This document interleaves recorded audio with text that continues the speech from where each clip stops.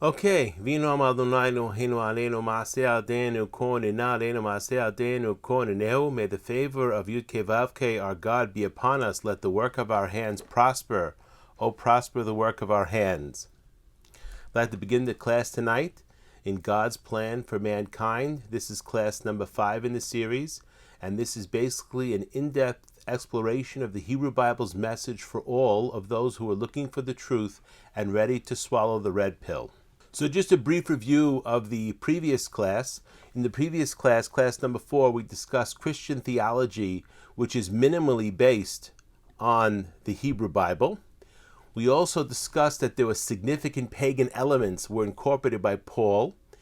We discussed the Pauline concept of atonement and vicarious human sacrifice. We discussed God's position on human sacrifice in the Hebrew Bible. And we discussed theological issues with Jesus' complaint at the crucifixion. Tonight's class, we're going to be focusing on the Messianic Age as it is clearly described in multiple places in the Hebrew Bible. And even though I'm going to present many citations from many of the prophets, this is not an exhaustive review of all of the citations of the prophets. There are many others that I did not include. But basically, after tonight's class, we will get a very, very clear understanding of what does the time of the Mashiach look, what does the time of the Messiah look like according to the Hebrew Bible. And then we can investigate whether or not the time after Jesus, including the past 2,000 years, in any way, shape, or form fits that message. So first, the prophecies of the Messianic Age that we're going to discuss tonight are the ingathering of the Jewish exiles, the rebuilding of the Jerusalem temple. There will be Torah observance. We'll discuss the fact that the world will be in a permanent state of peace. And we'll also discuss that universal knowledge and recognition of God is going to be amongst all peoples of the world. First, let's focus on the ingathering of the Jewish exiles. If we look in Deuteronomy, Devarim, chapter 30, verse number 3, it says, Veshav Adonai Elohecha et shvutecha v'richamecha, Veshav v'kibetzcha mikol ha'amim, asher hefitzecha Adonai Elohecha shama. Then Yud-Kei Vav-Kei, your God, will restore your fortunes, or others can interpret it as captivity, and take you back in love. He will bring you together again from all the peoples where Yud-Kei Vav-Kei, your God, has gathered you. And we see clearly here in this verse, there's mentioning two ingatherings of the Jewish people. The first ingathering that's hinted to in this verse, which is the beginning part, is the ingathering that happened after the story of Purim, in the time of Cyrus the Great, where the Jewish people went up from Babel to go build the second temple. And the last shav, the last return that's discussed in this verse, is talking about an ingathering from all of the nations. That is, of course, not referring to the first ingathering, because the first ingathering was mostly from Babylon. But the ingathering that will happen in the time of the Messianic Age will not just be from one nation, but will be from all nations, which would mean that the Jewish people would have to be scattered out throughout the entire world. And then when the Mashiach would come, or in the Messianic Age, there would be an ingathering of the Jewish people in every place that they were dispersed. If we look at Isaiah chapter 11, verse number 11, it says, V'haya bayom ahu yosif Adonai shenit yado liknot et shar amo, asher yishaer me'ashur u'mitzrayim u'mipatros u'mikush u'me'elam u'mishin'ar u'me'hamat u'me'iyeh hayam. In that day, my Lord Adonai will apply his hand again to redeeming the other part, the part outside of the Holy Land, or the rest that will remain, which means the leftovers. This is a common concept. If we look through the entire Hebrew Bible, the concept of Shar Amo, or She'erit Amo, that's another term that is used, which would be the remnant of the Jewish people, which would mean the Jewish people that would survive as Jews at the time of the Messianic Age, because it's a pretty long period of exile that was talked about, and of course there would be some attrition along the way, either from persecution or forced conversion, or people who decided that was too difficult and they decided to join, shall we say, at what looked like at that point the winning team. And this verse over here in Yeshaya is saying there's going to be an ingathering from Ashur, which is Assyria, from Mitzrayim, which is Egypt, Patros and Mikush. Kush is Ethiopia. Patros is various explanations of what that is. Elam is basically another place that's called Iraq. Mishinar, which is Bavel. Mechamat, which is Syria. Umiyeh Hayam, some people say Iyeh Hayam, the islands of the ocean, are basically America, shall we say. But there's many that will clearly see that there's an ingathering of the Jewish people from multiple different nations. Unlike the ingathering that happened during the time of the Second Temple, the building of the Second Temple, where it was basically from only one nation. Continuing on in Isaiah chapter 11, verse number 12, ונעשה נס לגויים ואסף נדחי ישראל ונפוצות יהודה יקבץ מארבע כנפות הארץ. He will hold up a signal or a sign to the nations and assemble the banished of Israel and gather the dispersed of Judah from the four corners of the earth. Of course, the Nidchei Yisrael are talking about the exiles that were in Ashur in the time of Sancherib, the 10 tribes that were exiled in the time of Sancherib, which is about 120 years before the destruction of the first temple. And also what's going to be gathered in is the Nefutzot Yehudah, the dispersed of Judah, which really makes up the majority of the Jewish people on the earth today. They're basically in the various places, they're descendants of Yehudah, or they are from the tribe of Yehudah. And he's going to gather them from the four corners of the earth. Of course, what does this mean? There's going to be an ingathering of the exiles from all of the nations of the world, similar to what it said in the Torah. And this, of course, is not referring to the ingathering in the time of the building of the Second Temple. This can only be referring to the ingathering of the Jewish people in the time of the Messianic Age. Next, if we go to Jeremiah chapter 30, verse number 3, it says, Ki hine yamim ba'im neum Adonai, ve'shavti et shivut ami Yisrael, v'Yehuda amar Adonai, v'hashivotim el ha'aretz asher natati la'avotam v'reshuha. For days are coming, declares Yud-Kei Vav-Kei, when I will restore the fortunes of my people Israel and Judah, said Yud-Kei Vav-Kei, and I will bring them back to the land that I gave their fathers, and they shall possess it. So we see a clear reference here in Jeremiah that the Jewish people are going to, Yisrael and Yehudah once again, are going to be gathered together and returning back to the land. What land are we talking about here? Here, of course, we're talking about the land of Israel, which is the land that I gave to their fathers. Remember, this is the land that was promised to Abraham, to Isaac, and to Jacob. Continuing on, if we look in Yechezkel, in Ezekiel chapter 11, verse number 17, it says, Lachen emor ko amar Adonai Elohim v'kibatzti etchem min ha'amim ve'asafti etchem min ha'aratzot asher nefotzotem bahem ve'natati lachem et admat Yisrael. Yet say, thus said Yud-Kei Vav-Kei, God, I will gather you, the exiles, from the peoples and assemble you out of the countries where you have been scattered, and I will give you the land of Israel. So once again, we see all three of the major prophets, Isaiah, Yirmiyahu, and Yechezkel, all three mentioning an ingathering of the exiles of the Jewish people from the various corners of the world, corners of the earth, and bringing them back to the land of Israel. So clearly we see that the ingathering of the Jewish exiles is a feature of the Messianic Age. The next feature of the Messianic Age that we're going to discuss is the rebuilding of the temple in Jerusalem. In Isaiah chapter 2, verse number 2, it says, Ve'haya be'acharit hayamim, nachon yehar bet Adonai berosh heharim, ve'nisa migevaot, ve'naharu elav kol hagoyim. In the days to come, generally in the Hebrew Bible, when it says Be'acharit hayamim, this is a messianic prophecy. In the days to come, the mount of the Lord's house, of course that's talking about Mount Moriah, that's talking about where the temples, the first temple and the second temple stood, shall stand firm above the mountains and tower above the hills, and all the nations shall gaze on it in joy. Or, if you look more carefully, it says, V'naharu elav kol hagoyim, and some people interpret that V'naharu from the word nahar, that they will stream towards that place, all of the Gentiles, which will be understanding that the rebuilding of the temple in Jerusalem, the third temple, will be a place of prayer, not just for the Jewish people, but for all the nations of the world. And then in Isaiah chapter 2, verse number 3, it says, V'halechu amim rabim ve'amru, lechu v'na'aleh lahar Adonai, el bet Elohei Yaakov, ve'yorenu miderachav, v'nelecha be'orchotav, ki mitzion tetzeh Torah udvar Adonai mirushalayim. And the many people shall go and say, come, let us go up to the mount of the Lord. Of course, this is once again talking about Har HaBayit, that place of where the temples were built, the mountain of God.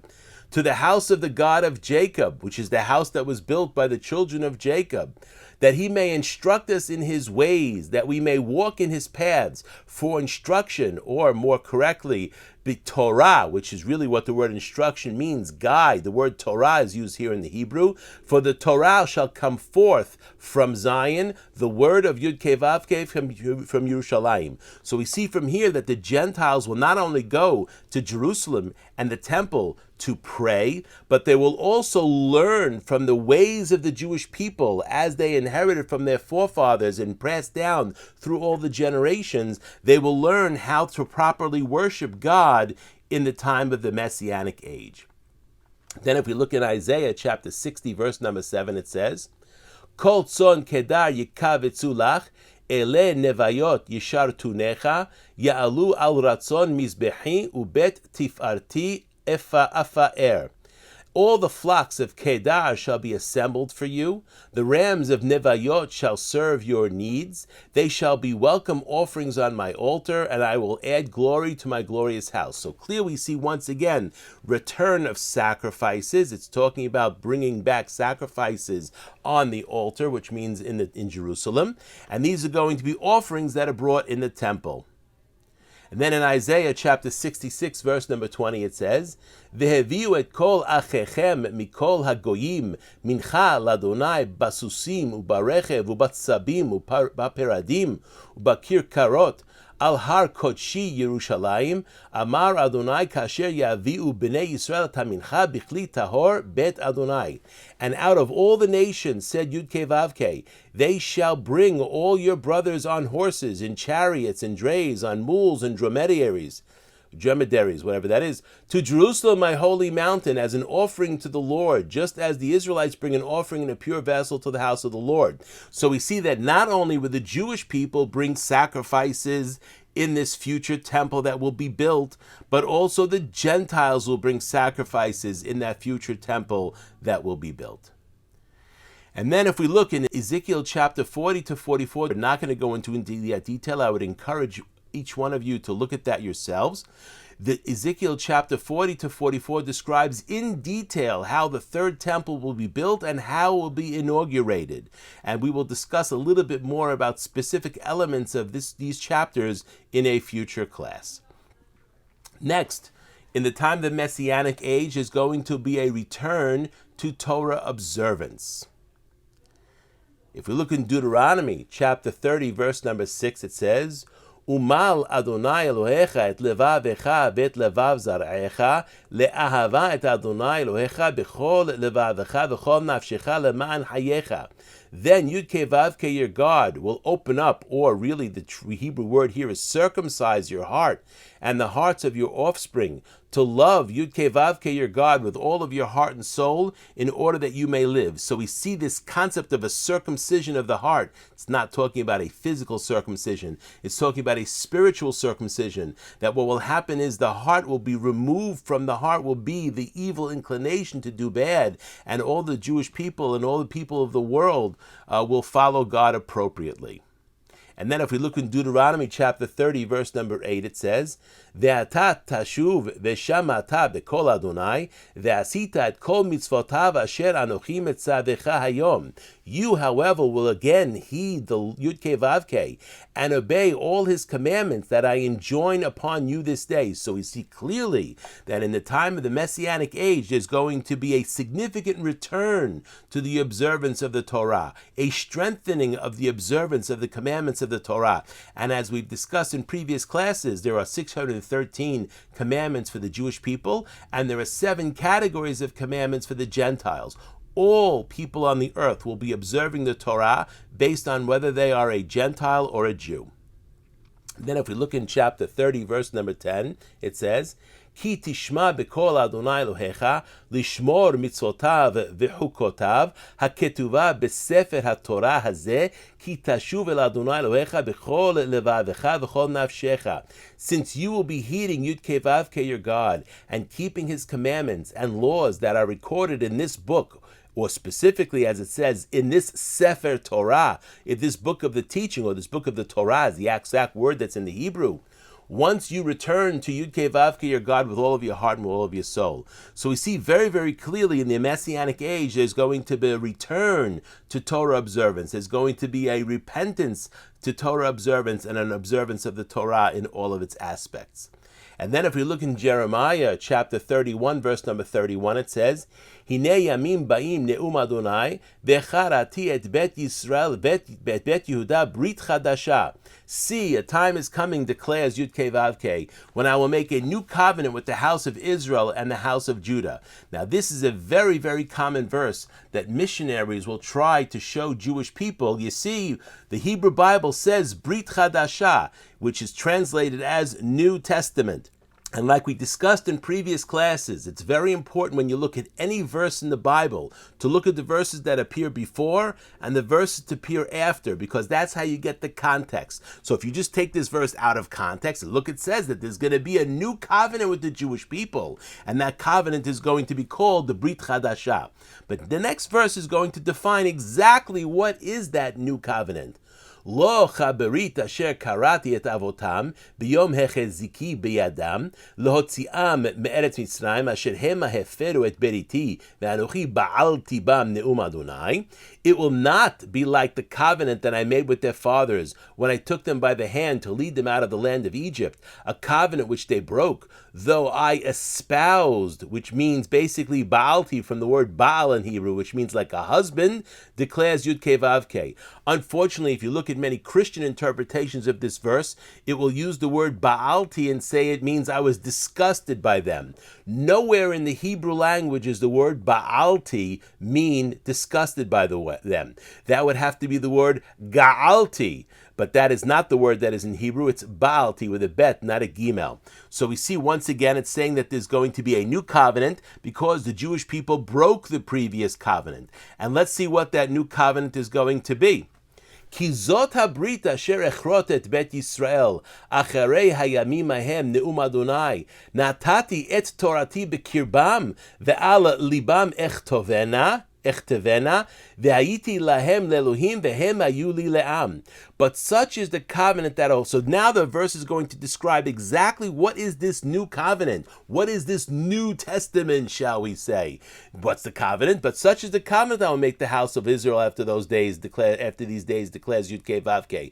I will put my Torah into their innermost being and inscribe it upon their hearts. Then I will be their God and they shall be my people. So we see once again the new covenant that's discussed here is a strengthening of Torah observance, similar to what we read in Deuteronomy. So this is not talking about an abrogation, God forbid, of the Torah, which was espoused by Paul. This is clearly a prophecy discussing the Messianic age, and this new covenant is going to be a strengthening of the observance of the Torah, not, God forbid, a weakening or an abrogation of the Torah.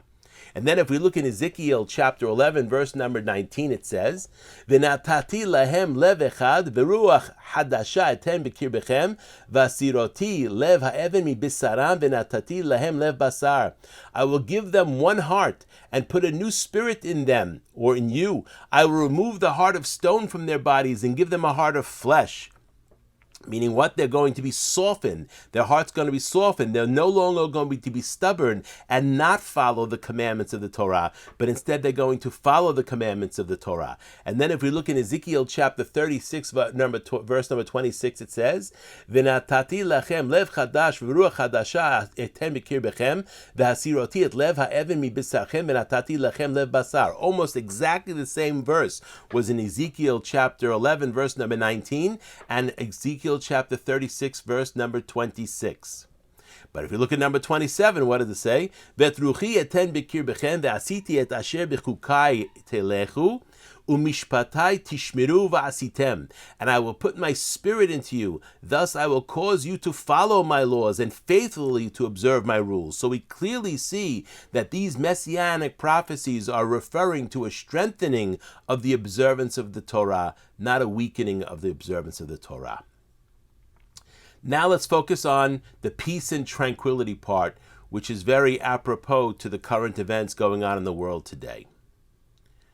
In Micha chapter 4, verse number 1, it says, V'haya be'acharit hayamim, yeh har bet Adonai nachon berosh heharim, v'nisahu migivaot, v'naharu alav amim.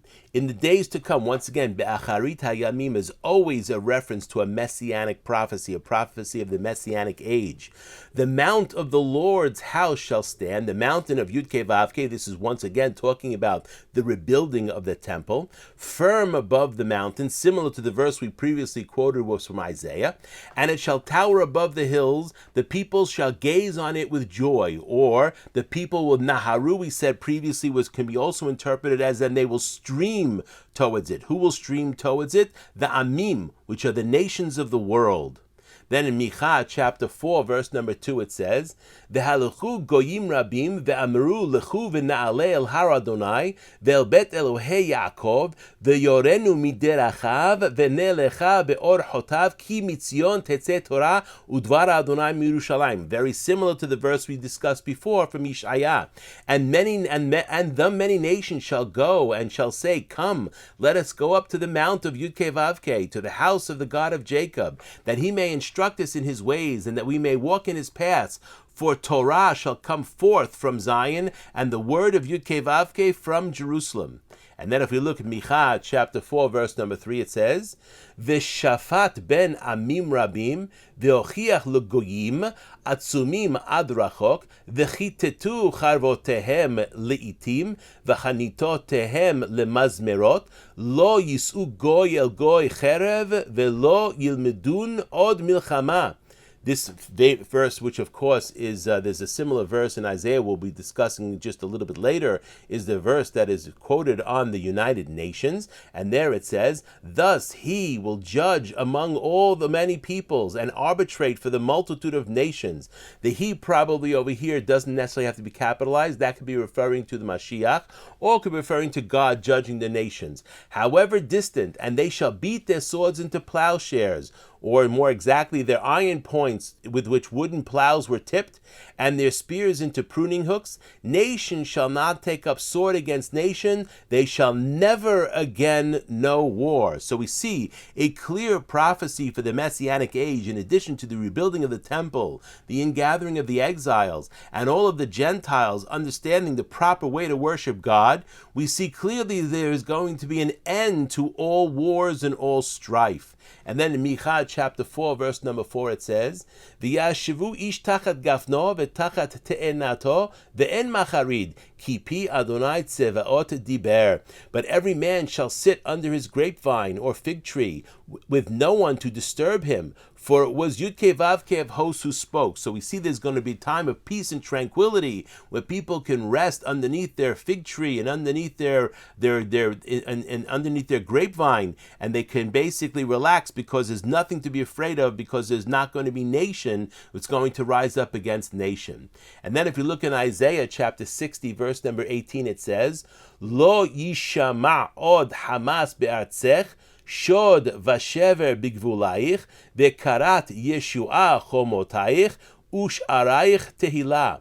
The cry, violence, shall no more be heard in your land, nor rack and ruin within your borders, and you shall name your walls victory and your gates renown. If anybody's watching the videos that we see coming out of Ukraine, what's going over there with the people that are refugees and running away from the going west, and we see what's going on and the violence that's going on there, we see clearly that the Messianic Age is still not completely upon us, given the war that we see going on right in our time this week.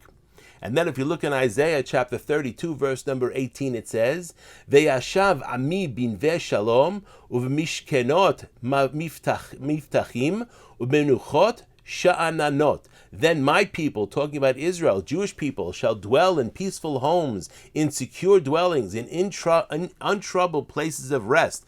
There's going to be peace in the world, not just for the Jewish people, but for all the Gentiles as well.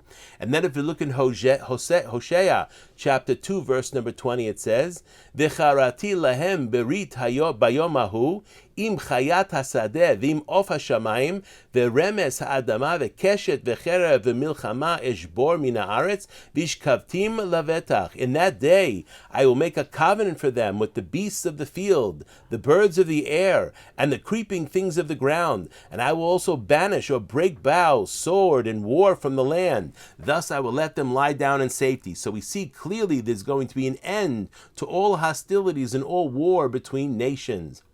Now let's look a little bit, given our current events, 2,000 years after Jesus. Of course, the Christians will say that Jesus fulfilled the prophecies of the Hebrew Bible, that Jesus was a fulfillment of the Messianic aspirations of all the Hebrew prophets.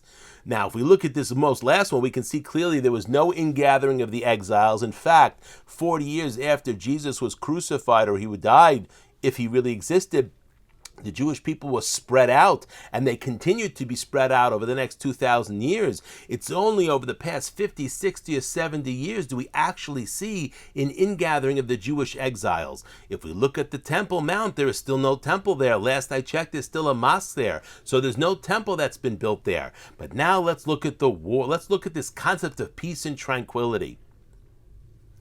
And this is what we have in the past, shall we say, century. 1914 to 1919 was World War I, where more people were killed during that war than any other wars in previous history, all combined together.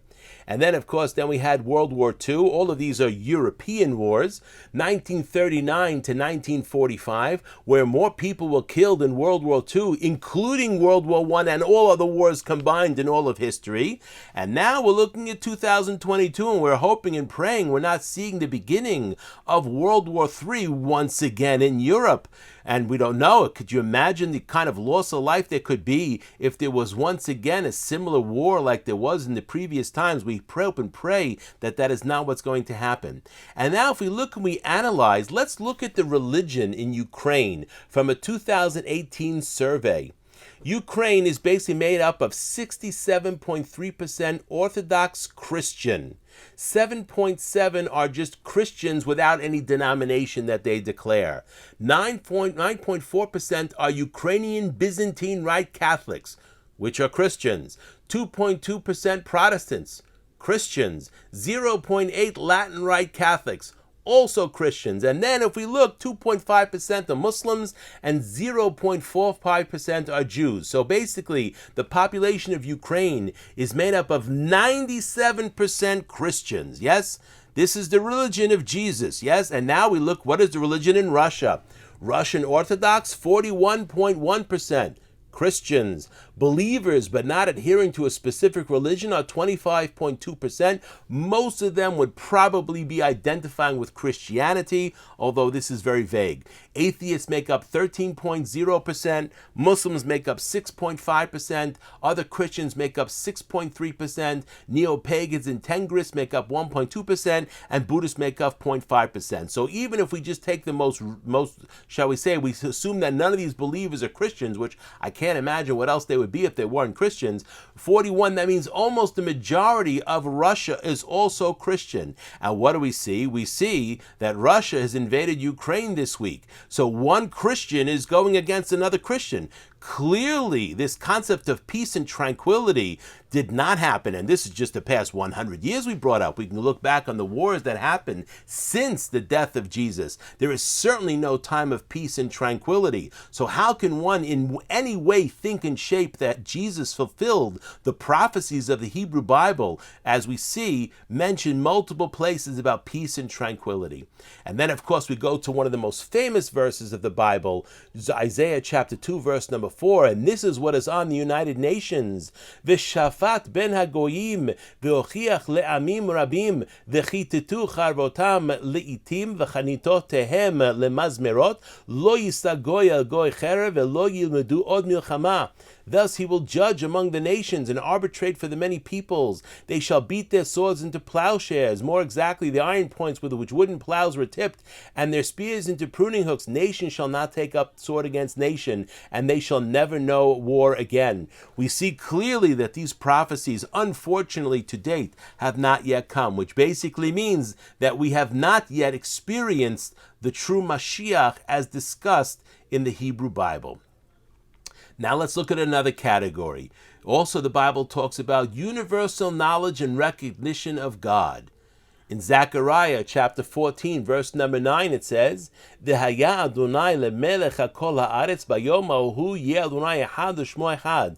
And Yud-Kei Vav-Kei shall be king over all of the earth in that day. There shall be one Yud-Kei Vav-Kei with one name, which means everyone, Jew and Gentile, will recognize there is one God, and his name is Yud-Kei Vav-Kei. His name is not Jesus. His name is not Allah. His name is not Buddha. His name is Yud-Kei Vav-Kei. We don't say that right now. Of course, in Masechet Pesachim it says that we will be able to pronounce God's name as it's written in the time of the Mashiach. But for now, we understand that the name Yud-Kei Vav-Kei, no other nation calls him by that name. And even the Jewish people, we recognize that name, but we call him by the name Adonai. But in the day of the Mashiach, which Zechariah 14 is clearly a messianic prophecy, it's saying that all of the peoples of the world will call God by one name, and all the peoples of the world will recognize that God is the king. Yud-Kei Vav-Kei is the king. And since that is the case, there will be no war, because there's no reason to fight, because many wars are started based on religious issues. And then we look in Zachariah chapter 8, verse number 23, it says, we discussed this in our first class, Ko amar Adonai tzevaot bayamim hahema asher yachaziku asara anashim mikol leshonot hagoyim ve'echaziku bichnaf ish Yehudi lemor nelecha immachem ki shamanu Elohim immachem. Thus said Yud-Kei Vav-Kei of hosts. In those days, of course, is talking about the Messianic Age. 10 men from the nations of every tongue. There are 70 nations, so there are 70 tongues. That's 700 people. Will take hold. They will take hold of every Jew by a corner of his cloak and say, let us go with you, for we have heard that God is with you. Which means, from clearly we see here that the Gentiles of the world will look for the Jewish people to find the truth. They will look to the Jewish people to find what is the truth, and so they can follow the proper path to God. And if we look in Psalms chapter 86, verse number 9, it says, Kol goyim asher asita yavou veishtachavu lefanecha Adonai v'chabedu lishmecha. All the nations you have made will come to bow down before you, O Lord, O Adonai, and they will pay honor to your name. So we see once again the Psalms, this is not prophecy, but this is divine inspiration of David. We see clearly that all the Gentiles will also come and recognize and bow down before God.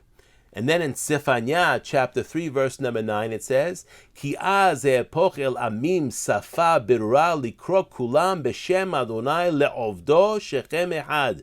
For then I will make the peoples pure of speech, so they will all invoke Yud-Kei Vav-Kei by name and serve him with one accord, which means we see a unification of all the peoples of the world through a proper observance and recognition of the one God, Yud-Kei Vav-Kei. And then in Jeremiah chapter 31, verse number 34, it says, V'lo yilamedu od ish et re'ehu v'ish et achiv lemor, de'u et Adonai, ki chulam yide'u oti lemikatanam v'ad gedolam, ne'um Adonai, ki eslach la'avonam ulchatatam lo eskor od. No longer will they need to teach one another and say to one another, heed Yud-Kei Vav-Kei. For all of them, from the least of them to the greatest, shall heed me, declares Yud-Kei Vav-Kei. For I will forgive their iniquities and remember their sins no more. So we see this concept of there's going to be a recognition of Yud-Kei Vav-Kei as the one God of all of the people of the world. And everybody will worship God in the same manner. And then we look at Isaiah chapter 63, verse number 23. It says, V'haya midei chodesh b'chodsho, midei Shabbat b'Shabbato, yavo kol basar lishtachavot lefanai amar Adonai. And new moon after new moon, and Sabbath after Sabbath, all flesh shall come to worship me, said Yud-Kei Vav-Kei. So once again, we see that all of the people of the world will worship God and bow before him.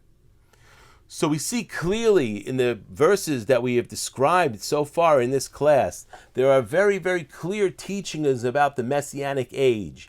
Like we said, there's an ingathering of the Jewish exiles. There's a rebuilding of the Jewish temple. There will be Torah observance. The world will be in a permanent state of peace. And then lastly, universal knowledge and recognition of God. There are other prophecies of the Messianic age, like the land of Israel bearing fruit and things like that I didn't discuss in this class. But if we look at each one of these 5 items, we will see clearly how Jesus could not have been the Mashiach, because the Mashiach is supposed to bring in the Messianic age, or the Messianic age is when the Mashiach is supposed to show themselves. Ingathering of the Jewish exiles, that didn't happen. In the year 68 after the destruction of the temple, and certainly in 135 with the Bar Kokhba revolt against Rome, the Jewish people were spread out to all the different nations of the world, and that continued on for the next 2,000 years up until the last century, when there was the formation of the state of Israel and Jewish people began to come back to the land of Israel, which was first time in our history that this happened to this level from all corners of the world. But that did not happen in the time of Jesus. In fact, it was the exact opposite. 40 years after Jesus died, there was an exile of the Jewish people out of the land of Israel. Rebuilding of the Jewish temple, that's very interesting, because if one reads the Christian Bible, Jesus clearly prophesies that the temple will be destroyed. Okay, wasn't so hard to figure that out, given the fact that most of the Gospels were written already after the destruction of the temple. So when they're talking about Jesus saying the temple is going to be destroyed, it's very easy. It was already in the past. But nevertheless, where's the rebuilding of the Jewish Jerusalem temple? So if the temple is going to be destroyed, it would have to be rebuilt. And the Christians will say it's talking about a spiritual temple. I'm very, very sorry. Reading through the Hebrew Bible, it's not discussing anything about a spiritual temple. It's discussing about a physical temple. And that's why I encourage everybody to look at Ezekiel chapter 40 to 44, where it goes in detail about the measurements, the exact measurements that are going to be for the third temple. And if we look carefully enough, the second temple was not built to those measurements that were in Ezekiel, because it's clearly referring to the third temple. Next, there will be Torah observance. How you look at the Christian Bible, Paul, in his letters, talks about the death, God forbid, of the Torah, talks about the end of Torah observance, talks about the lack of necessity to follow the Torah teachings of the Torah. This is clearly not the case. As the Hebrew Bible clearly says, the Torah observance will be increased in the Messianic age. The world will be in a permanent state of peace. I mean, if I would have given this class last week, maybe some would have thought there was peace in the world. Well, there isn't peace in the world now. Look at Europe, what's going on. We hope it doesn't get so much worse. And clearly, over the past 2,000 years, there's been many, many wars, and many of the wars have been in the name of Jesus. If not Christians fighting against Muslims, it's Christians fighting against other Christians.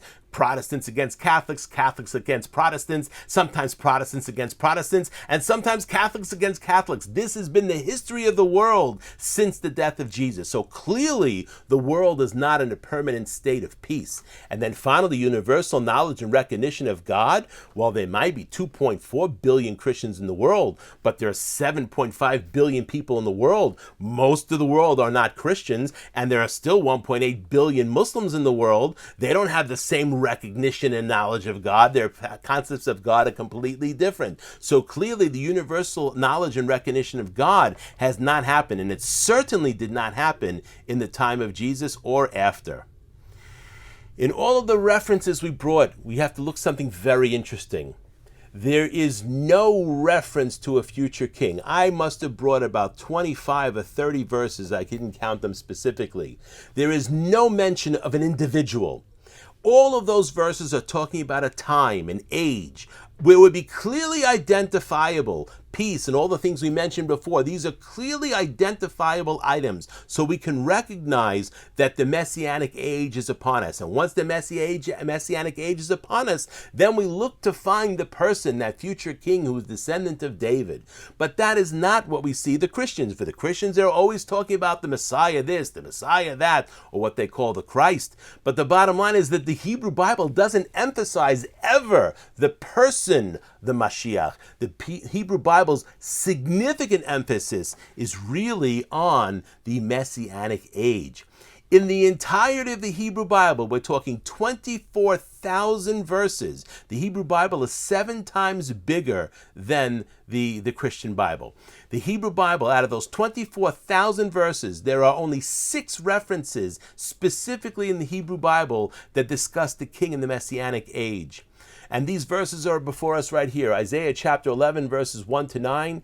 Zachariah chapter 9, verses 9 to 17. Jeremiah chapter 23, verses 5 to 6. And chapter 33, verses 14 to 16. And Ezekiel chapter 34, verses 23 to 31. And chapter 37, verses 22 to 28.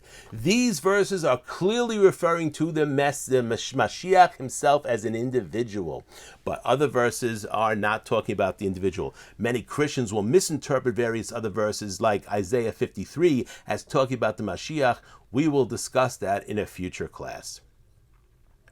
Jesus clearly does not fit the criteria. So in the classes before, we discussed how he doesn't meet the criteria based on his lineage. We discussed that in the second class, how he doesn't meet your criteria for being the Mashiach for multiple reasons, because according to Christian theology, we said that his father was God.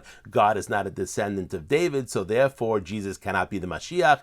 And based on this class, we see very, very clearly that the prophecies of the Messianic age, the clear prophecies that the Hebrew Bible talks about, that discusses what the Messianic age is supposed to look like, that would be ushered in by this individual called the Mashiach, this man king, this individual king, not God, but man himself, a person.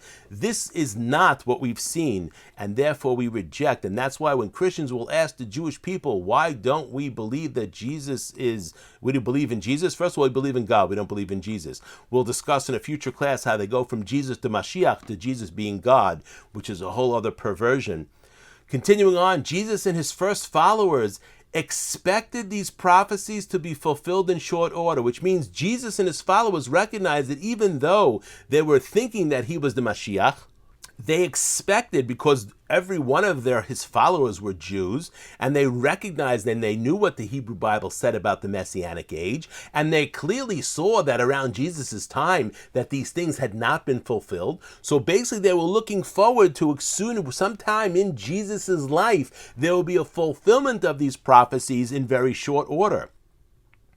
And what do Christians say? So if you ask a Christian, I'm looking at all these things that the Hebrew Bible has to say. It talks about peace. It talks about building of the temple. It talks about ingathering of the exiles. How do you say that Jesus, who lived and died 2,000 years ago, was the Mashiach when none of those things clearly happened? So what will Christians say?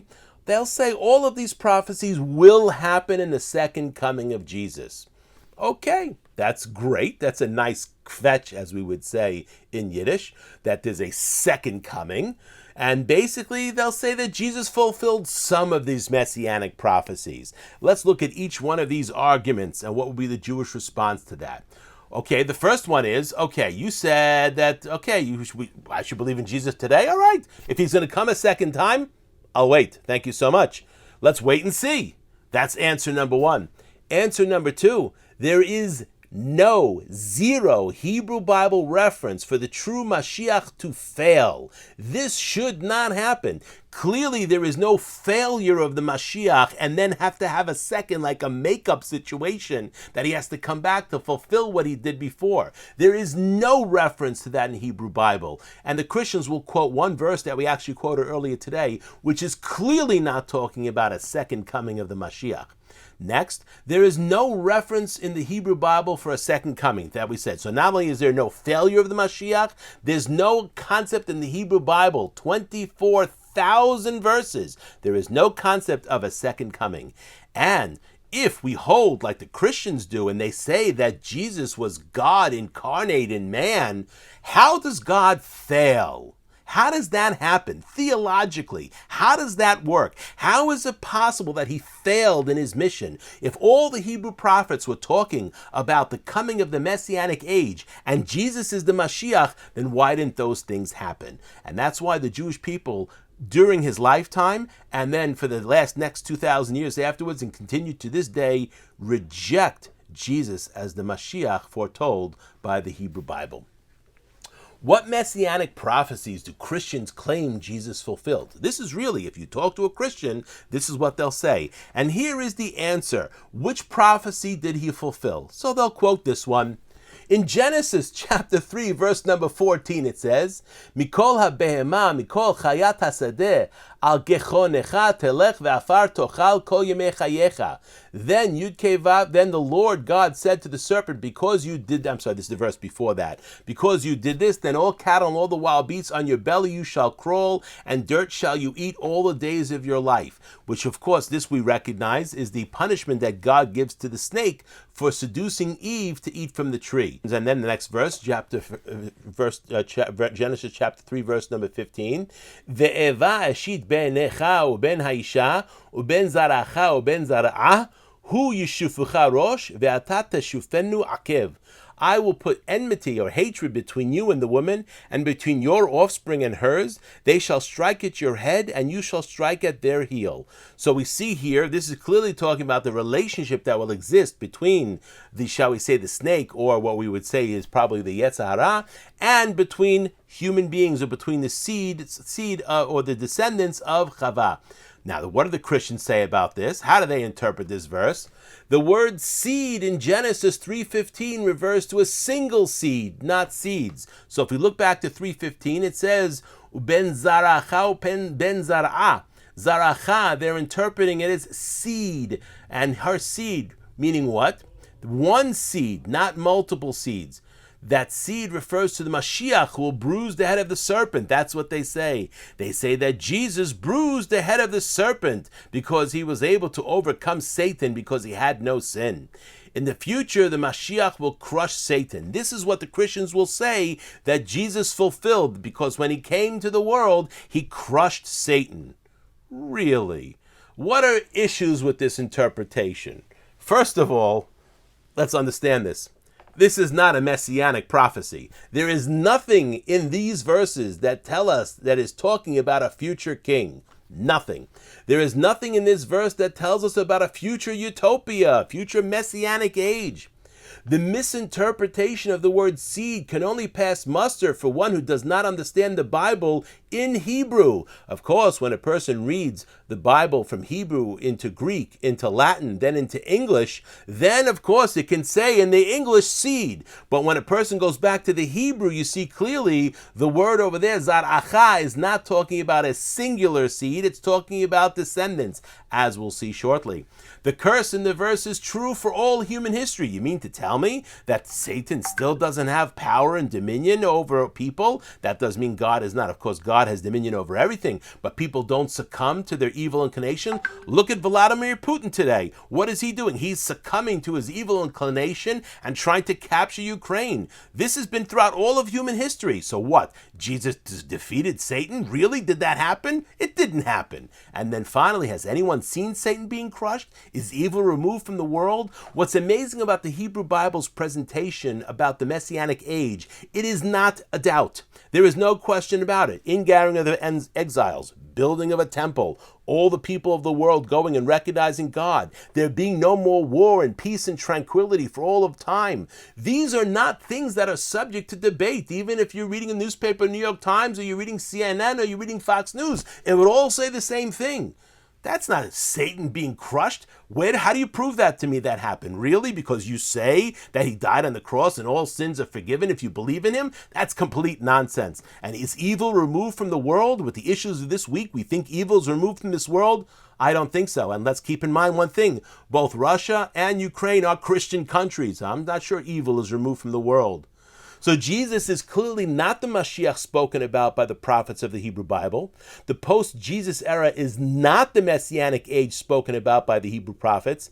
And Muhammad and Islam did nothing to change these circumstances at all. So we see here that both Christianity and Islam are lies. And now we come back to the verse that we've mentioned every single class so far, which I want to bring up once again. In Jeremiah chapter 16, verse number 19, it says, Adonai uzi ma'uzi umnusi biyom tzara, elecha goyim yavou me'afse aretz, ve'yomru ach sheker nahalu avotenu hevel ve'en bam mo'il. O Yud-Ke Vav-Ke, my strength and my stronghold, my refuge in the day of trouble. To you nations shall come from the ends of the earth and say, our fathers inherited other lies, things that are futile and worthless. This verse is clearly a messianic prophecy saying that the Gentiles will recognize in the end of days, in the Messianic age, that they inherited lies from their fathers. The Christians will recognize that Paul was a liar. The Muslims will recognize that Muhammad was a liar. They will recognize that the Mormons will recognize that Joseph Smith was a liar, and so on and so on. Okay, that's the end of the 5th class. Does anybody have any questions?